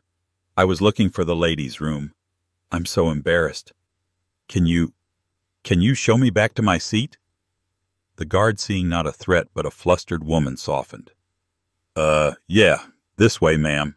He led her back out into the ballroom just as the presenter, a local news anchor, was booming, "And now to accept the Humanitarian of the Year award and to give the evening's keynote address, the visionary founder and CEO of Sterling Innovations, Mr. Richard Sterling." The room erupted in applause. Richard and Amber walked onto the stage waving and smiling. They were bathed in a golden spotlight. Richard kissed Amber deeply, a theatrical, possessive gesture for the crowd, before he stepped up to the podium. Hannah melted back into the shadows near the soundboard, her eyes fixed on the stage. "Thank you," Richard beamed, holding the heavy crystal award aloft. "Thank you. I am humbled, truly humbled." Amber stood just behind him, her hand on his back, her silver dress so bright it was almost painful to look at. She was the picture of the adoring, supportive wife. "When I started Sterling Innovations 10 years ago," Richard began, his voice resonating with practiced sincerity, "I had nothing but a dream, an idea, that technology could do more than just obey. it could anticipate, that it could protect us. Hannah felt a bitter laugh rise in her throat. His dream, his idea. It was a lonely road, he continued. One I walked by myself for a long time. This was it, the final erasure. Hannah watched as men in the audience nodded rapt. He was feeding them the myth of the lone male genius, and they were eating it up. But I persevered, and we built Aura, a system that changed the very nature of the smart home. And tonight I am so proud to announce the next leap forward, Aura 2.0. A smattering of applause. Marcus Thorne at his front table watched the stage with a neutral, calculating expression. Aura 2.0 is more than an upgrade, Richard said, his voice swelling. It's a revolution. Faster, smarter, more intuitive than ever. And it is all thanks to the inspiration of my beautiful wife, my partner in all things, Amber Sterling. He gestured to Amber, who stepped forward and gave a small tearful wave. The Sterling Price Protocol, which she helped conceptualize, is the new gold standard in user-friendly security. Hannah's hand clenched at her side. User-friendly security. A lie that would put thousands of families at risk. And it is this innovation, Richard said, turning to Marcus Thorne's table, that will be the foundation of our new partnership with Thorne Global, a partnership that will put a secure Aura unit in every home in America. The room applauded wildly.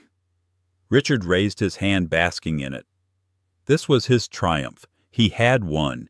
He had rewritten history, secured his fortune, and was about to walk off into the sunset with his trophy wife and Hannah's stolen legacy. He's a fool, Hannah whispered to herself. She slipped from the shadows and began to walk. She didn't run. She didn't shout. She just walked. Directly toward the stage. The security guard Richard had posted saw her. "Ma'am, stop." But it was too late. She was already at the small steps at the side of the stage. The news anchor presenter tried to block her. "Ma'am, this is a private event." "I'm a 12% shareholder," Hannah said, her voice clear and caring in the sudden hush. The applause had died. Every eye was on her. "I have a question for the CEO." On stage, Richard's face had gone from triumph to apoplectic rage. "Hannah, what the hell do you think you're doing? Get her off the stage. She's hysterical. She's drunk." "I'm not drunk, Richard," Hannah said, stepping onto the stage. She was calm. She was terrifyingly calm. "I'm just a co-founder, and I have a correction to the presentation." Amber shrieked, "Get your hands off him, security!" 2 large guards were rushing the stage, but a new voice cut through the chaos. "Let her speak." It was Marcus Thorne. He was standing now. His voice was quiet, but it had the authority of billions. The guards froze. Richard looked at Thorne, his face a mask of panic. "Marcus, she's a disgruntled ex-wife. This is a private domestic issue." "It stopped being a domestic issue, Mr. Sterling." Thorne said, his eyes like chips of ice. "When you started pitching me a product built on user-friendly security. I'd like to hear what the other founder has to say. Ms. Juliet, the floor is yours." The room was so quiet Hannah could hear Amber's ragged, shallow breathing. Hannah walked past her, past Richard, and stood at the second podium, the one the news anchor had abandoned. She looked out at the sea of faces, executives, investors, journalists. "Good evening," she said, her voice amplified by the microphone. It was crystal clear with no trace of hysteria. "My name is Hannah Juliet, and Richard is right about one thing. He did start this company with a dream. He just forgot to mention it was my dream." She turned to the jumbotron behind Richard's head. "Computer," she said, using the AV system's voice command. "Load file vulnerability report.pdf." And suddenly the 50-foot screen behind Richard and Amber was no longer a tasteful blue logo. It was Bill Peterson's 40-page report. The words critical vulnerability and risk catastrophic were visible even from the back of the room. "This," Hannah said, gesturing to the screen, "is the real R&D report for Aura 2.0, the one Mr. Sterling ordered buried. It details how the Sterling Price Protocol, the one my replacement is so proud of, is, and I quote, a back door with a welcome mat. It's a system designed to fail." The room erupted in gasps. Journalists were scrambling, cameras flashing. Bill Peterson in the crowd was staring white-faced at the screen. "He's lying," Amber screamed. "She's a liar. Richard, make her stop." "Oh, I'm not done," Hannah said. "Computer load file. Contain order. PDF." The screen changed. There it was. Richard's memo. His signature. "Contain this report. Proceed with launch." Richard looked like he had been punched. He lunged for Hannah to grab the mic, but the two security guards, now watching Marcus Thorne for cues, stepped in front of Richard, blocking him. "And finally," Hannah said, her voice dropping, "the inspiration. Mr. Sterling and Ms. Price are innovators, it's true. They innovated a new way to steal. Computer load file. Code comparison PDF." The screen split. On the left, Hannah Juliet Doctoral Thesis 2011 Dynamic Predictive AI. On the right, Sterling Price Protocol Patent Application 2024. It was her code, line for line, her annotations, her work. "Richard didn't just push me out of my company," Hannah said, her voice shaking with a cold, precise fury. "He stole my work, my mind, and tried to sell it to you. He gutted the company, funneling millions from your pension funds." She looked at the employees. "Into his wife's shell companies, all to fund a lie." She looked at Amber, whose face was a grotesque mask of horror and disbelief. "He didn't just replace me, Amber. He plagiarized me, and he put your name on it." Richard Sterling was silent. He was ruined. He knew it. The flash of cameras was deafening. Hannah looked out at the crowd, at the men and women she had worked with. "On November 4th, 2013, she said, "in a garage on Oakwood Drive, we had an idea that we could build something that mattered, something that protected people. That idea, that was Sterling Innovations. What this is," she gestured to the sputtering, humiliated man beside her, "is a fraud." She set the microphone down. The silence in the room was absolute, a crushing physical weight. Hannah set the microphone down. The solid thud as it settled into its cradle was the only sound in the colossal ballroom. It was an absolute crushing vacuum-like silence, as if her final words had sucked all the air from the room. The string quartet was frozen, bows hovering over strings. Waiters stood like statues, trays of champagne forgotten. Every eye was locked on the stage. She took her first deep, unimpeded breath in 2 years. The adrenaline was a cold, clean fire in her veins. She felt still. She turned her movements unhurried. She looked at Amber. The younger woman was a grotesque parody of her earlier confidence. Her face beneath its expensive layers of makeup was a mask of sheer, uncomprehending horror. Her eyes were fixed on the jumbotron where her name was inextricably linked to the words "fraud shell company" and "plagiarized." She wasn't just implicated. She was exposed as a fool, a patsy, a cheap accessory he had tagged onto a brilliant woman's stolen work. Amber's gaze tore from the screen and locked onto Richard. It was a look of such reptilian fury that Hannah almost felt a chill. This wasn't the look of a heartbroken wife. It was the look of a co-conspirator who had just been betrayed. "You!" Amber whispered, a sound so guttural it was barely human. "You idiot!" With a convulsive sob that was more rage than sorrow, she clawed at the custom diamond SP necklace, the one Hannah now realized stood for Sterling Price, and ripped it from her throat. The diamonds, Richard's gift to her, clattered loudly onto the stage, scattering like tiny, worthless chips of ice. She didn't just flee.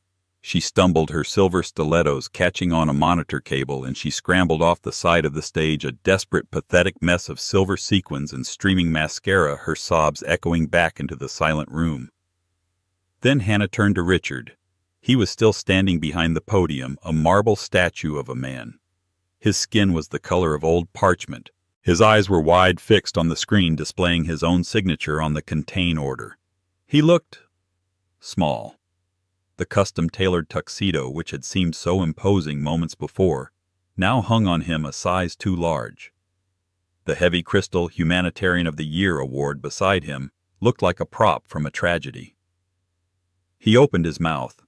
A dry clicking sound came out, the sound of a man trying to summon a lie that wouldn't come. He looked at Hannah, and his expression wasn't just hatred. It was a profound cosmic bafflement. He genuinely could not comprehend how this had happened. In his world, he was the visionary. He was the hero. She was the prologue. He had rewritten the story, and she had just set fire to the book. Hannah looked at this man she had once loved. This man who had hollowed out her life, and she felt nothing. Not pity, not rage, not even triumph. Just the quiet, definitive click of a lock falling into place. It was over. She turned her back on him, on the ruin he had made, and began to walk toward the steps to leave the stage. The walk felt impossibly long, each click of her heel on the polished wood a hammer blow in the suffocating silence. And then, a sound. Crack. A single sharp percussive clap. It was so loud in the void it sounded like a rifle shot. Hannah paused, her foot hovering over the top step. She looked out into the darkness of the ballroom. David Chen was on his feet. His table was in the front near the stage, and he was completely exposed.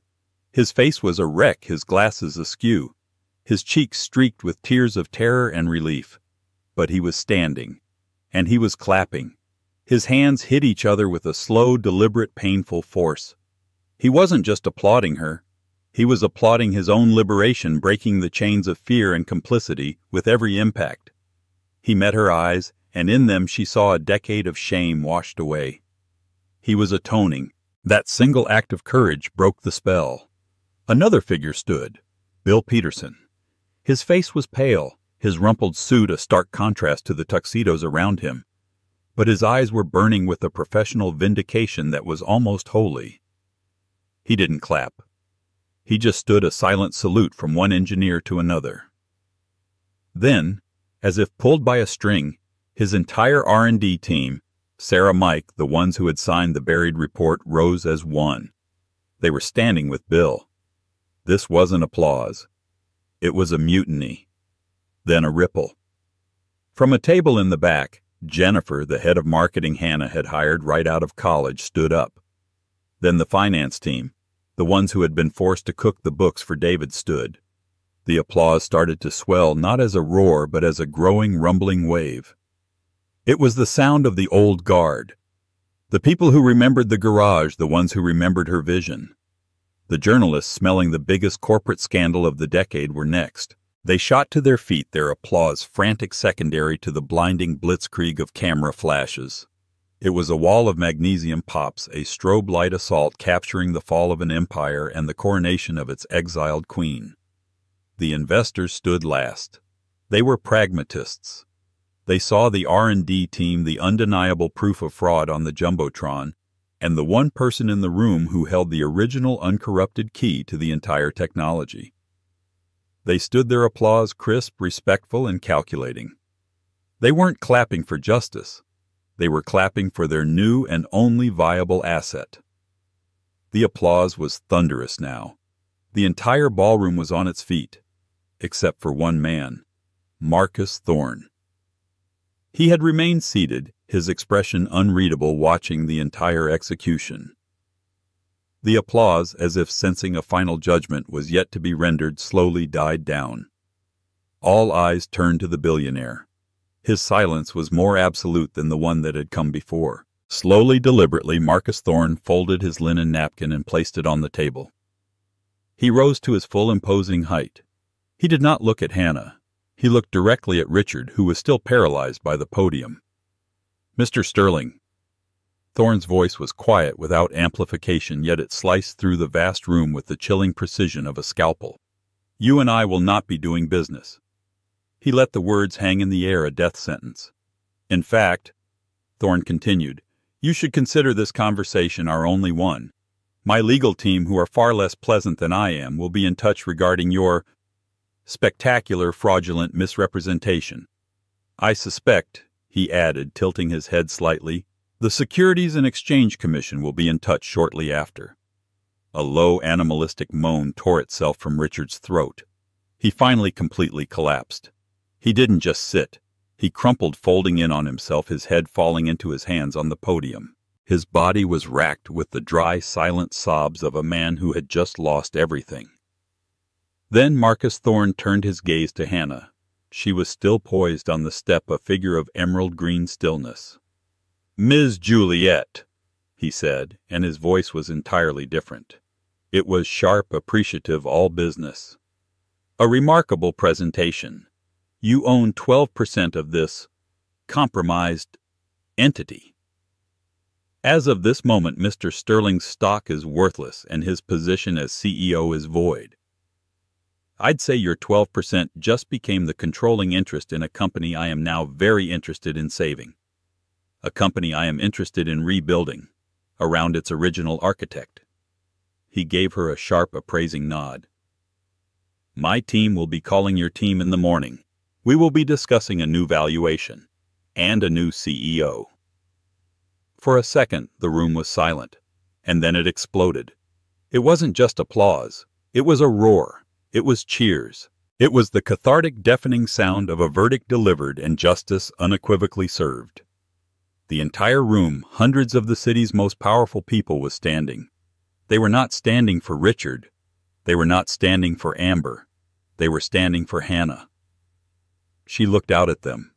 At David, who was smiling, his face a beacon of relief. At Bill, who gave her a small, respectful nod of true partnership. At Marcus Thorne, who was already on his phone, no doubt beginning the hostile and now very friendly takeover. This was it. The public acknowledgement. The ultimate vindication. She was no longer a ghost. She was no longer the discarded first wife. She was once again the founder. Hannah Juliet felt the last trace of adrenaline recede, leaving not exhaustion, but a profound, steely calm. She didn't smile. She didn't cry. This wasn't a moment for tears. It was a moment of restoration. She straightened her back, a queen accepting the return of her crown. As the applause swelled to a deafening, cleansing crescendo, she turned her back on the wreckage of her past, on the weeping, broken man at the podium, and walked, her head held high. She descended the steps, and the crowd parted for her as she moved, a sea of respect. She walked with purpose and grace out of the ballroom and into her future.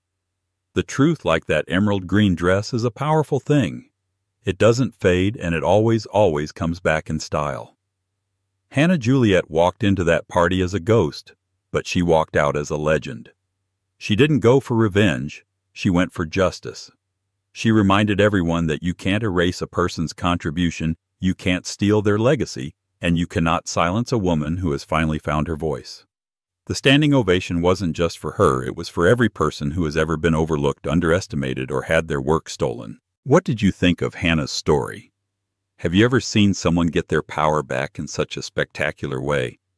Let me know your thoughts in the comments below. If this story moved you, please give this video a like and share it with someone who needs a reminder of their own strength. And don't forget to subscribe to the channel for more true life stories of justice drama and incredible comebacks. We all have a story. It's time to tell it.